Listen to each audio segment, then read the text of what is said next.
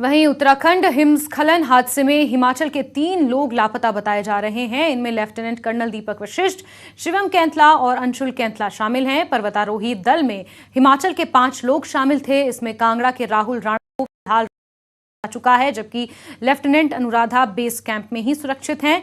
अब एनआईएम की search team हादसा स्थल पर पहुंच गई है, जो करीब 17 फीट की ऊंचाई पर स्थित है।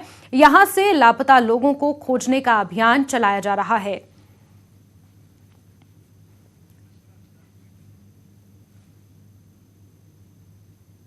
तो 17,000 फीट ऊंची पहाड़ियों पर एनआईएम की टीम पहुंची हुई है।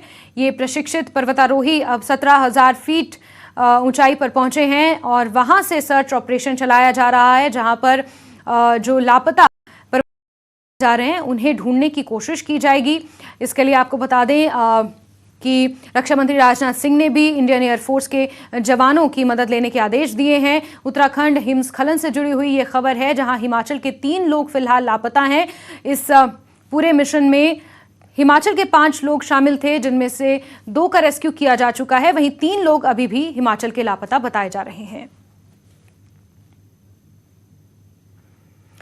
खबर देहरा से, जहां दशहरा के मौके पर